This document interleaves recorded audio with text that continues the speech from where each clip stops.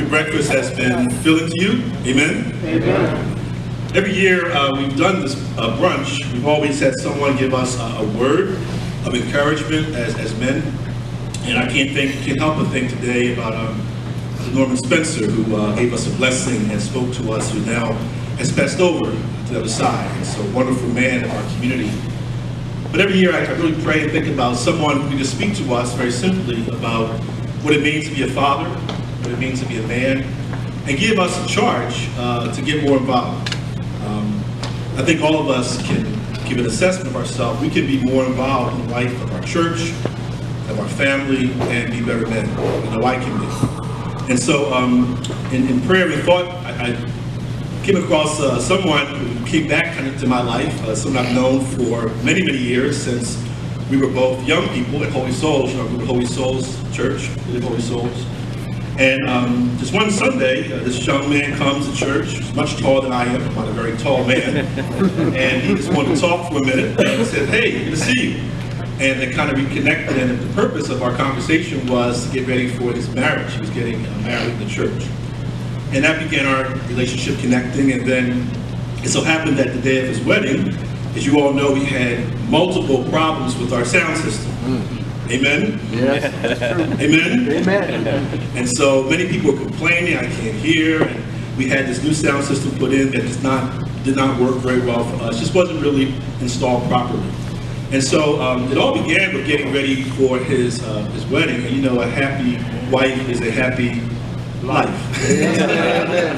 To make sure that his wife had everything and all the beauty of the wedding last July. And it's amazing how you just simply say, "And can you do this? And can you do this? And can you do this?" And more and more and more, Ed Allen is an example of somebody who really shows you what God can do.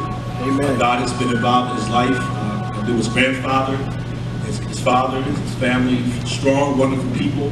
But to see what God has done for him and how God has allowed him to grow, not just physically grow, but to grow into the man and the father that he is.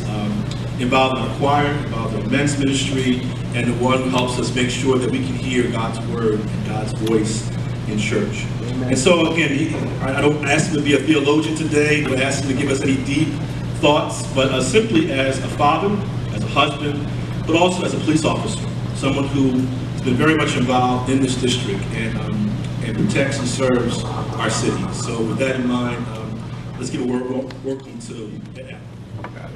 Good morning, everyone.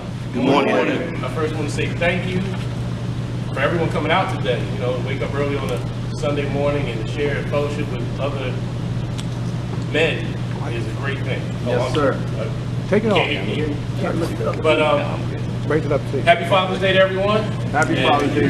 those who will be fathers someday, be proud young men that show their children how to be God-loving, God-praising men. I was honored and I was thankful that Father Thorne asked me to say this today. I was thankful because I get to come up here and express the real genuine pleasure and love that I've found in this church. I've met men who are father figures to me. I've met men who are brothers that working and painting and doing things in the church. And I've met so many good young men, so many young men that I'm very proud to say I know and that I get to hang out with and talk to and fellowship with, because during my day, I don't really see too many good young men. I see the ones that have lost their way, that have not had a good role model or a good example, the ones who make bad decisions. And so to come to a place where I can see really fine young men who are serving the Lord, serving their community and doing great in school is a pleasure, and I'm very thankful. I was honored because a man that I've known for 35 years actually thought I had something to say. You know, as you're growing up, you have childhood friends, and you know, some of them are doing well, some of them aren't.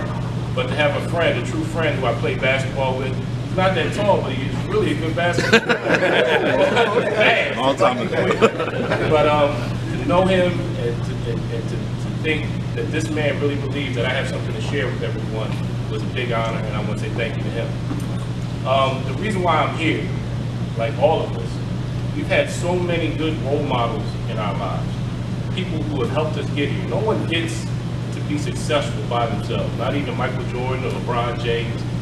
You need people in your life to get you to that place, to give you a roadmap, to guide you. Life lessons, as Charles, Jaden's dad, gives him all the time, that you, when something bad happens to you, or is about to happen to you, you say, maybe I shouldn't do that, or maybe I should go this way or that way.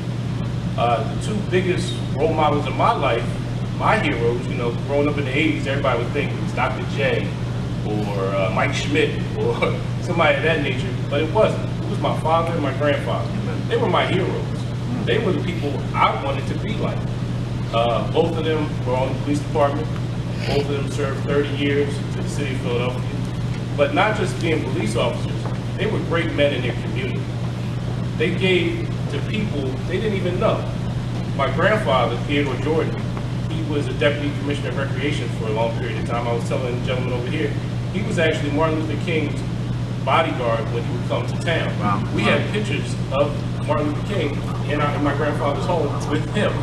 So he would give to people and protect people, but he would also go to church. That's where Stephen knows. He was part of our parish council. He's actually part of the reason why we're here today.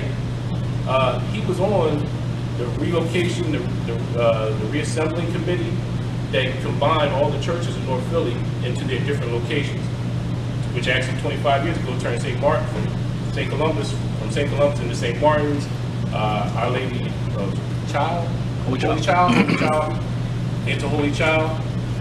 There was a group, a committee that got together and they, evaluated the information of what churches would be more successful as the central location. So he's actually a part of the reason we're here today. My father, he served 20 years in North Philadelphia, 22nd and 60 more, the Police Athletic League Rec Center. And basically it was a boxing gym, and he brought young men from this community through their, teenage years and developed them. Many of them spent nights in our homes because he knew they had a boxing match on Saturday. If he didn't bring them to the house on Friday, he would never find them. So there were actually kids from North Philly sleeping in my room, and I'm like, what the heck is going on here? But he knew if he didn't give these kids some kind of chance, if he didn't work with them, they would have no chance. And when he passed away, several of them came to his funeral and thanked me and said that without my father, they don't know where they would be.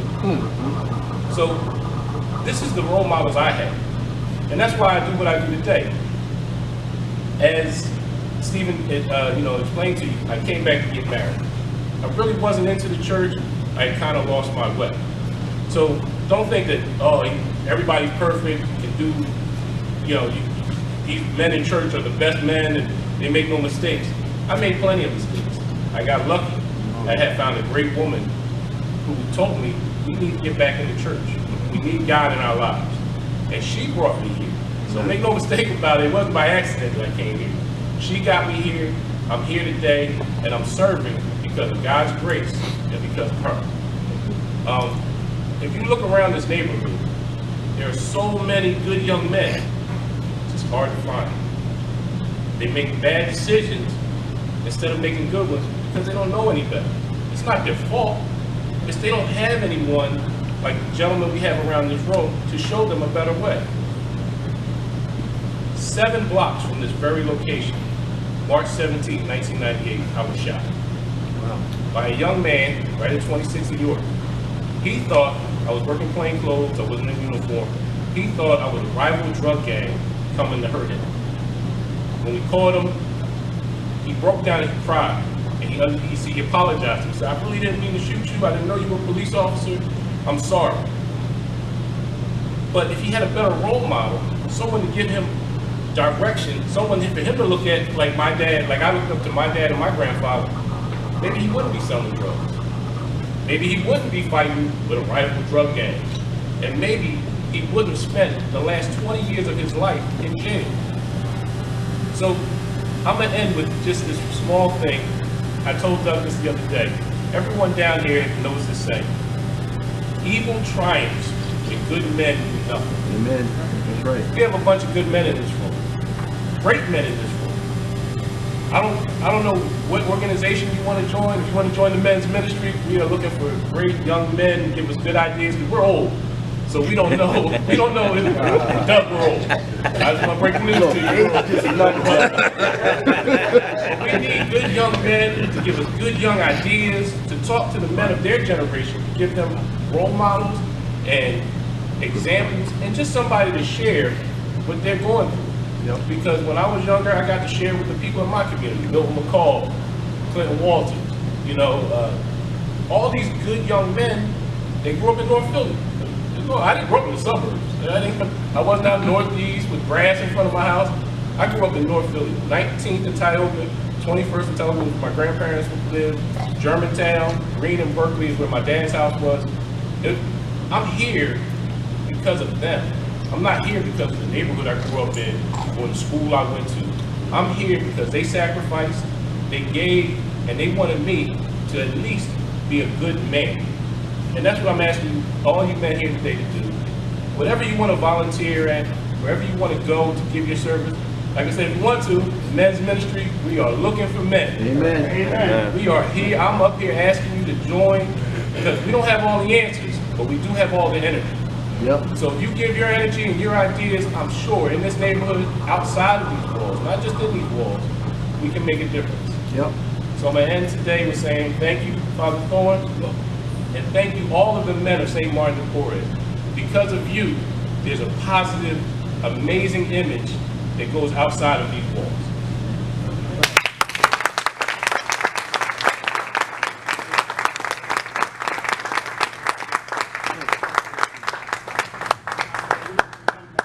You can see why I bless the Lord and thank Him for what God has done in this community. Amen? Amen. We are blessed today. Yeah. All of our challenges, all of our difficulties, we are blessed to be part of this church family. I know, speaking of ministries, the ministry of God's Men, the choir has to get ready for rehearsal, so you are excused, gentlemen, to go upstairs with Miss Tanya for the last minute rehearsal. I'll be joining you in a second. The rest of us are welcome to stay as long as you wish. We also want to thank our caterer who was with us today, who came here. He's back here. Chef's Kitchen, South Street. They are a wonderful catering service, and again, on the Father's Day, he's here early in the morning making sure we had a nice meal. As men, especially as black men, we never leave our community a mess, so all the tables and chairs need to be prepared and make sure it's cleaned up. There's trash cans over there. I ask our younger men to help us with that especially. And the food left over, please eat as much as you want. And again, mass starts at 10 o'clock. We'll see you upstairs in church. God bless you. Thank you.